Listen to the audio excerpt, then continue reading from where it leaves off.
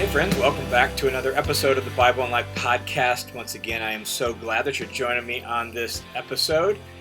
And if you haven't checked out the listener's commentary just yet, man, I would encourage you to do that. One listener by the name of Sean actually recommended using them for your daily devotions, reading through the text, listening to my explanation of the text, and then really reflecting prayerfully on how to live that out.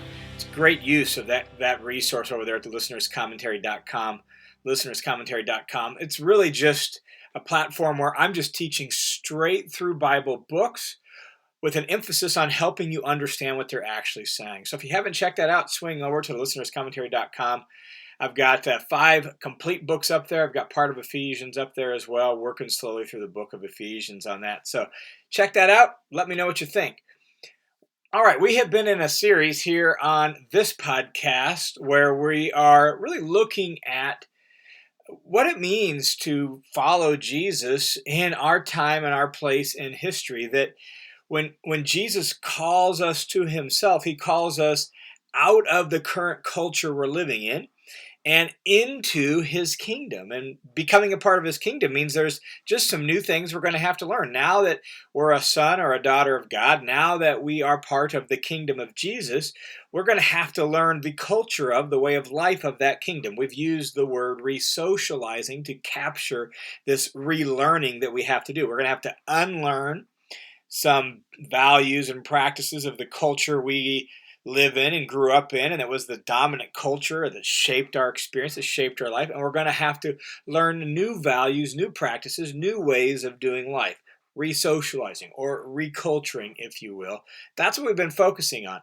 In today's episode, I want to focus on a very specific area that I just think in our modern world is just critical for us to really think about, think through, be intentional with, and just continue to wrestle with. It's not going to be easy. What we're going to talk about today really is going to force us to in some ways, resist so much of the atmosphere and environment in which we live, at least in America, and maybe in places like Canada and Britain and Australia and other places, those Western individualized countries. Man, you're going to have to resist a whole bunch of things in order to live this one out. It's going to take some courage. It's going to be hard. It's going to we're going to move forward in it with fits and starts, but it's just so critically important for us, all right? And that issue has to do with really how we think about, how we feel about, how we approach our time and our tasks in life. Our time and our tasks in life. We're going to have a different approach to time, a different approach to accomplishment and achievement with regard to our tasks, different metrics for measuring effectiveness and success with use of our time and accomplishment and achievement. If we're going to actually live within the kingdom of Jesus, we're going to have to do some things different with regard to our time and our tasks. Interestingly enough, I just finished reading through John Mark Comer's recent book entitled The Ruthless Elimination of Hurry. The Ruthless Elimination of Hurry. And I'm familiar with the phrase that became the title of that book from John Ortberg. I actually heard that phrase, ruthless elimination of hurry, from John Ortberg a handful of years ago, referencing advice that was given to him from Dallas Willard. John Ortberg actually reached out to Dallas Willard, who was one of his chief spiritual directors, spiritual mentors, and just kind of talked about ministry, talked about his life, talked about how he was feeling spiritually, and asked Dallas, what advice he would give. And Dallas paused, and then out of the silence of his pause says, "You must ruthlessly eliminate hurry from your life. Hurry is the great enemy of the spiritual life." I just don't know that most of us would respond that way. And yet there's incredible wisdom in Dallas's words. Had an experience a handful of years ago where I spent about 9-10 days in Haiti, just long enough to get kind of the flavor of life there. And as I was flying back home from Haiti, one of the things that I really wanted to try to do was embody really the rhythm of time that I experienced while I was in Haiti. That you get up kind of with the sun, you kind of go to bed early when the sun goes down. It's near the equator, so 6:15, 6:30, sun comes up, 6:15, 6:30, sun goes down. That's sort of the rhythm of life. You operate more on the basis, at least for the 10 days I was there, I operated more on the basis of tasks rather than just working via time. And I really felt as if my internal rhythm evened out, slowed down, and I kind of got into a rhythm of life. Even though it was only a week and a half, it's like, man, I wish I could live that way in my ordinary everyday life here in Boise, Idaho. And I wanted to try to recapture that. And I found that it was just really, really hard to do that. And so this idea of time and tasks and rhythm of life, I think there's something for us to think about within Jesus' kingdom. And so what I want to do on this episode is I want to look at just a couple passages of scripture that help us just maybe rethink how we view time, and then I want to offer just some suggested practices for trying to begin to resist what I believe is our culture's, I guess, kind of, I don't know, misuse of time that's kind of out of sync with even the way God made the universe to work and what God is calling us back to and reorienting us to in his kingdom. So I want to give some practices for how to live that out. All right, so we'll look at some text, then we'll talk about some practices. The first text I want to look at is Ephesians chapter 5, verses 15 and 16. It says this, Ephesians 5, 15 and 16 says, therefore, which pay attention to that. When you see a therefore, we're stating a conclusion from something that's been talked about previously. We'll come back to that here in a second. Therefore, be careful how you walk, not as unwise men, but as wise, making the most of your time because the days are evil. So then, don't be foolish, but understand what the will of the Lord is. Let's just explain a few things in that passage. Therefore, obviously, as I noted, it says we need to pay attention to the preceding context. Preceding context, two notes I just want to make out of the preceding context. First one is, once again, just like in the episode we talked about last week, Paul grounds these words in our identity, our new identity in Christ. He says in the preceding context, you're no longer darkness. You are now light in the Lord. That's your identity. So you've been given a new identity because you've moved into a new realm. You're a child of God, and now you're light in the Lord. So live that out. Live as children of light, he says. So that's the preceding context. You've been given this new identity. And then the other thing to note out of that is this idea of darkness and light and the evil practices of darkness. He talks all about that in the preceding context. Now he says, therefore, based on that, based on the fact that you're not darkness anymore, you're light, based on the fact that the predominant culture around you is marked by darkness, therefore, he says, be careful how you walk. Literally, pay attention to how you walk. Watch it. Right? Like pay attention to it. That's the idea of be careful in Greek. It's to really look at, study, pay attention, be mindful of how you walk. And walking is just the dominant imagery in the New Testament for going about life. Why? Well, because in the ancient world, how did you get from your home to the marketplace? You walked. How did you get from the marketplace to the gymnasium? You walked. How did you get from the gymnasium to the bathhouse? You walked. To the theater, you walked, right? Like walking was how you got where you wanted to go. And so it really becomes the imagery for just going about your life. And so be careful how you walk. Be careful how you go about life, how you get from one place to another and how you go about your life. Not as unwise men, but as wise, he says, making the most of your time. Literally, that phrase is redeeming the time. And he says, redeeming the time because the days are evil. And that word redeeming, when it's used literally, always refers to setting something free, usually by some sort of cost, some sort of, exertion of energy, some sort of literal money, financial cost, like you pay a price to set someone or something free. That's the idea of redeeming. Notice that redeeming the time is the idea of, I think, setting the time free from those evil days, that there's enough darkness and evil in the world around us that it has taken time and made it captive to evil, and we're supposed to redeem it. We're supposed to pay a price to set time free from evil in our own life and in our own sphere of influence. That's the idea. So it's going to take intentionality. It's going to take attention to detail. Be careful. Pay attention. Redeem it. It's going to take effort. There's going to be a price to be paid to do that, to redeem the time from evil.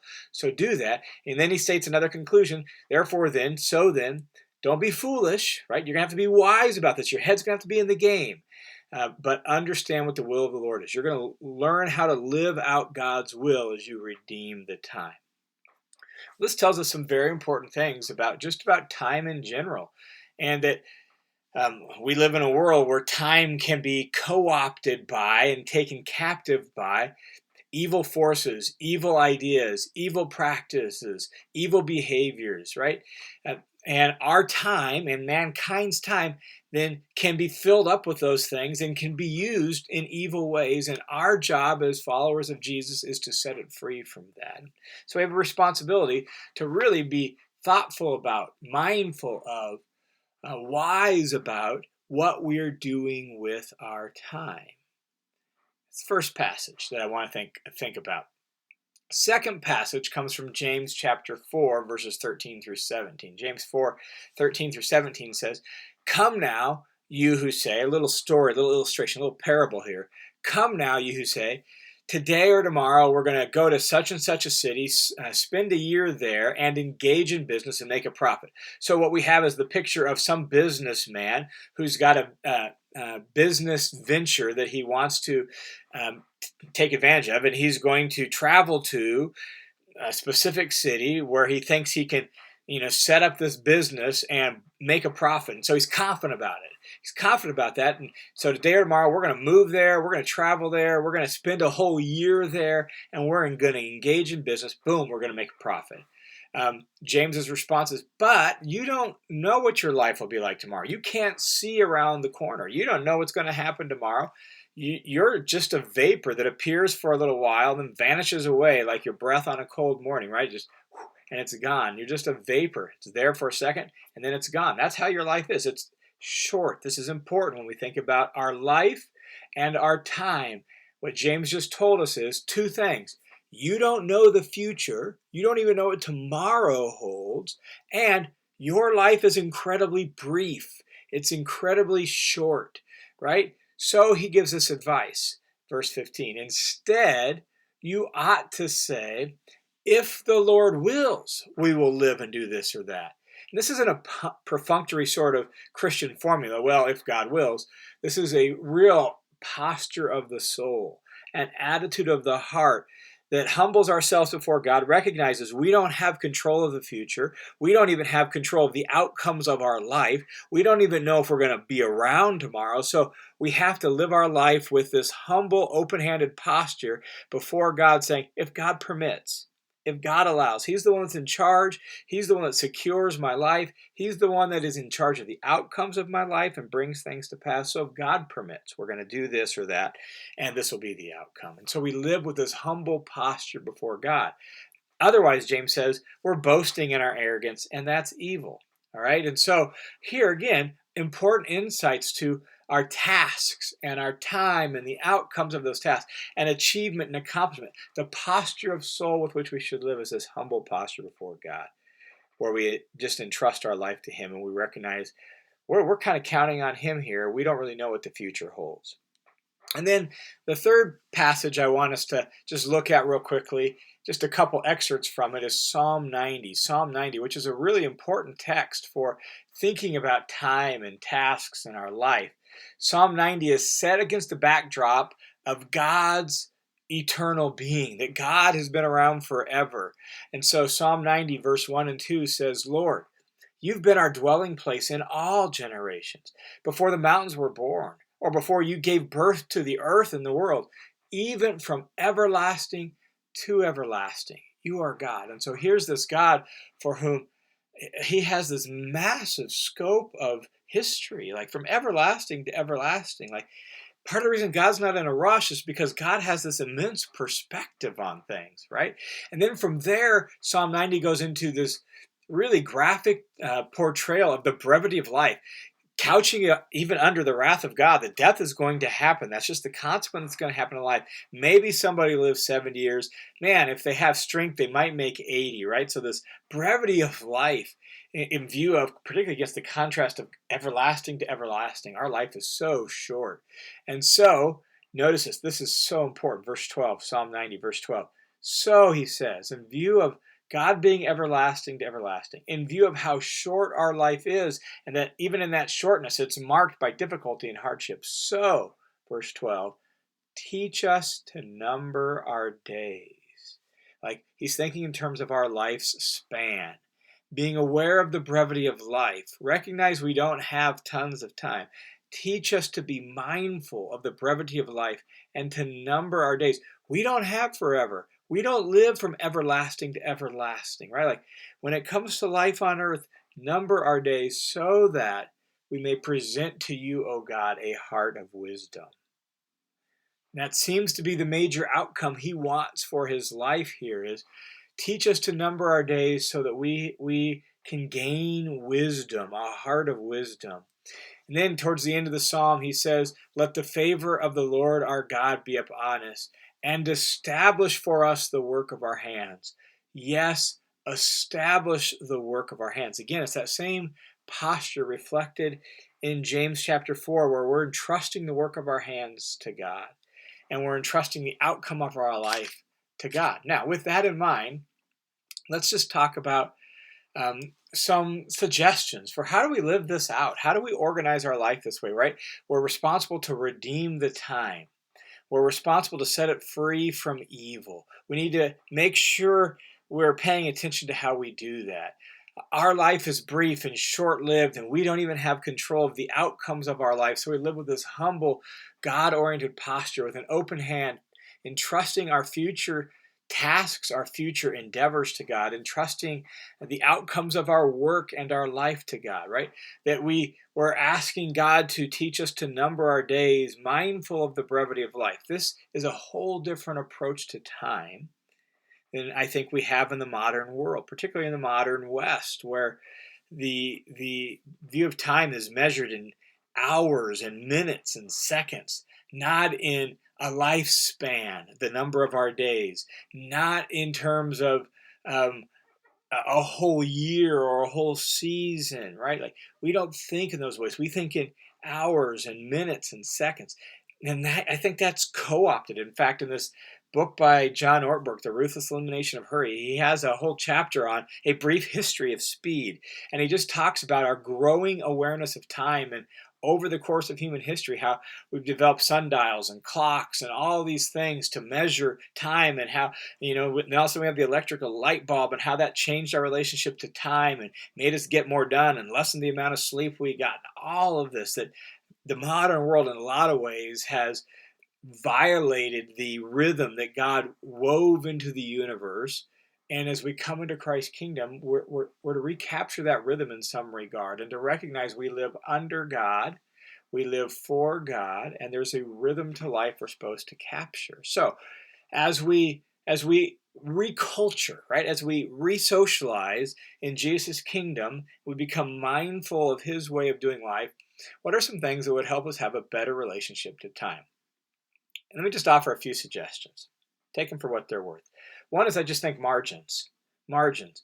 Sometimes we try to cram so much into our day, so much into our week, so much into a month that it's like as if you think about a piece of paper that's got writing on it. I mean, the writing goes, there's no margins. The writing goes clear from top to bottom, clear to the margins. It's cluttered, right? Single spaced. It's super small font. There's just tons packed in there. And it's just like, and it's no wonder that, right? Like we at that pace, we just can't live a healthy life. We can't attend to people. We can't attend to God. We get irritable. We get frustrated. We're feeling like we're always behind, and we just feel right like there's no margin. So don't plan your day that way. Don't plan your week that way. Less is more. Put margins in your life intentionally and deliberately. Think big picture, think long term, put margins into your days, margins into your week, margins into your life. First suggestion. Second suggestion is practice the discipline of slowing. This was first suggested to me again by John Ortberg in his book, The Life You Always Wanted. And it's really his book on spiritual disciplines. And one of the disciplines he mentions is just slowing. I'm not good at this. True confessions, not good at this. I tend to be in a hurry, right? I tend to, if I'm driving down the street and all of a sudden I see, oh, that lane has 2 cars at the light, this lane has 4, I'm going to change lanes, right? Like, this isn't good for me. I need to practice slowing. So practice the discipline of slowing. Like, actively find ways to slow down. Walk slower. At times, get in the long line at the grocery store, or be willing to just stay in your lane in traffic rather than trying to zip through traffic changing lanes. Just slow down. Practice this as a discipline to try to slow down your internal rhythm, your internal speed, so that you go through life at a walking pace. Be careful how you walk, not run, not race. Walk. Learn to go at a walking pace. A walking pace. In fact, this quote that Comer has in his book really is challenging for me. It's actually by a guy named Walter Adams, who was the spiritual director to C.S. Lewis. This is what Walter Adams says. He says, to walk with Jesus is to walk with a slow, unhurried pace. Hurry is the death of prayer and only impedes and spoils our work. It never advances it. Did you catch that? Hurry doesn't make our work better, doesn't help our work. It spoils it and impedes it. And yet, so much of the time, at least for me and so many people I know, we're hurrying through everything. We're trying to just get stuff done, and we're racing through life. And Walter Adams says that's going to spoil your work. It's not going to advance it. It's not going to make it better. It's going to spoil it. To walk with Jesus is to walk at a slow, unhurried pace.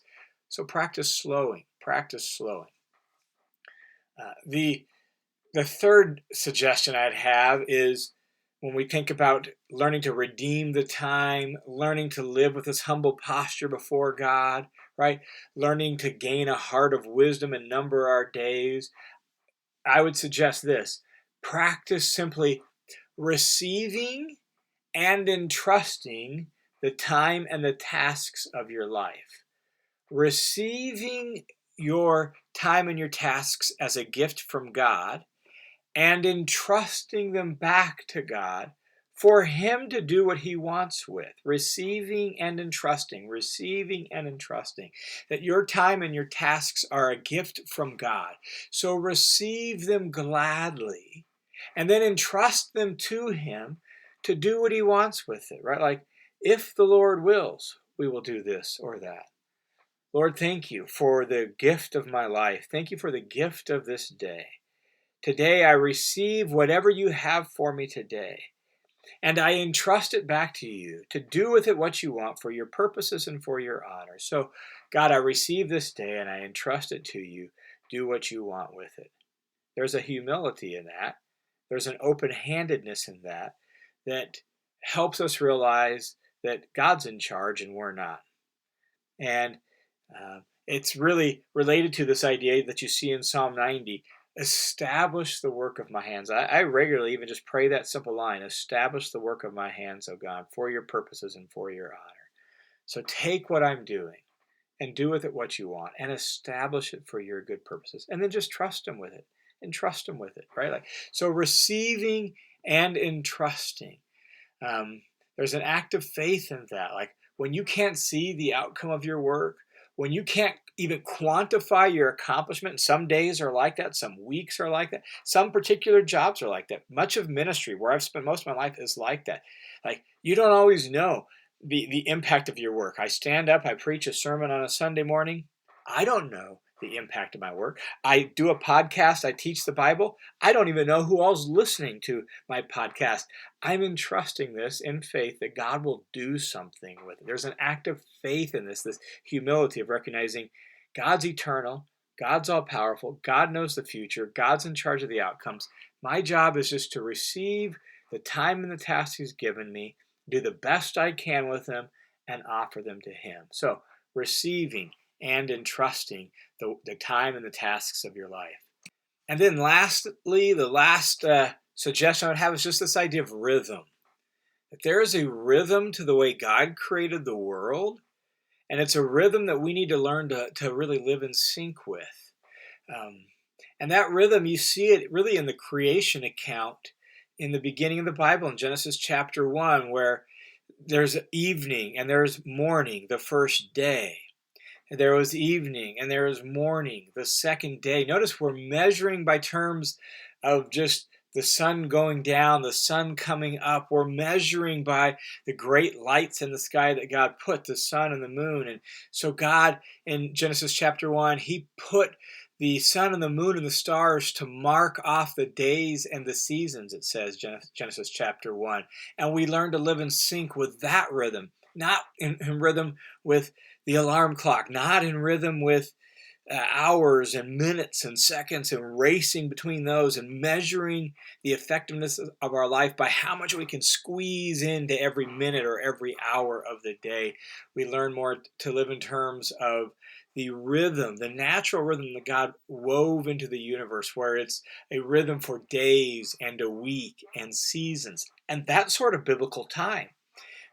Evening, morning, week, Sabbath, seasons of life, and all of that. And we need to learn to recapture that rhythm. Now, in the world we live in, driven as it is by clocks, our jobs and some of the things, we're going to have to be aware of hours, right? We have to show up at meetings if it's at 10 o'clock, at 10 o'clock. So we're going to have to be aware of time and hours if we're going to function in the modern world. And yet, we can resist being completely conformed to that if we will evaluate our life and our effectiveness in terms of the rhythm that God wove into creation, where it's more about days and weeks and seasons and years, rather than in terms of hours and minutes. So we measure our life and we evaluate the effectiveness of our life in terms of evening and morning, the first day, in terms of the weekly rhythm of work and rest, and then work again, and then rest again. In this rhythm, we begin to get in sync. It's going to be hard. It's not going to be easy in the modern world. We're going to have to resist the unnatural pull of the modern world towards minutes and hours. We're going to have to resist that. And we're going to have to learn how to measure the rhythm of our life in terms of this rhythm that we see in the creation account of Scripture. But if we can learn to get in sync with that more and more, I think we'll find more peace, more joy, more gratitude, more gladness. That's what I experienced when I was in Haiti. It was more naturally oriented towards this kind of rhythm. And my soul felt healthier, even after a week and a half. There was peace, more peace in my heart rather than hurry and distraction and rush and feeling hectic all the time. There was more peace, more of a natural rhythm. And it's like, man, I want to try to figure out how to recapture that, even in modern Western culture where the clock seems to rule our life. I want to put the clock in its place, and I want to put God's rhythm let that really be the driving force of my life, so that I live in sync with the way God made the universe. I live with the grain of God's view of time, not against the grain because of the modern Western view of time. So those are just a handful of suggestions that I think will help us re-socialize better and really live our life in view of time, to redeem the time because the days are evil, to say, if the Lord wills, we will live and do this or that, to have a heart of wisdom and number the days of my life and be aware that it's brief, right? Like, I want to live this way. I think God wants us to live this way. I think this is an important place where we need to begin to figure out how to live according to Jesus' culture. Like, when you look at Jesus in the gospel, does Jesus seem harried, hectic, and hurried, rushing here and there, and frenetic in his pace about life, and frantic about what he's accomplishing, and kind of like all uptight? Like, does Jesus seem that way? No. Jesus seems to be walking through life in sync with the rhythm of the universe at an appropriate pace, attending to the people in his life and getting done what he needs to get done. And Jesus, like, he's the Messiah, the Savior of the world. If anyone should have had a Messiah complex, it should have been him. And he didn't organize his life according to a Messiah complex. He wasn't trying to pack too much into his days. He knew his calling and his vocation, and he lived it. He lived it, and he received each day as a gift from God. He entrusted the tasks of the day to God. He seems to have lived out Psalm 90, established the work of my hands, and he didn't seem all at a living life at a crazy, breakneck, ruthless pace. I want to live like Jesus. And now that I've come into his kingdom, now that I'm a part of his family, I want to learn from him how to live that kind of life. And I want you to learn that too, because when we do, I think there'll be greater joy like Jesus, greater peace like Jesus, greater love like Jesus. All right, thanks for tuning in to this episode of the Bible and Life podcast. Man, I hope that's helpful to you as you just prayerfully begin to reflect on your relationship to time and tasks as a child of God. May God bless your week this week. May God bless your life as you seek him and serve him in all of your endeavors. Thanks for being a part of the Bible and Life family. God bless you guys. I look forward to talking to you again soon.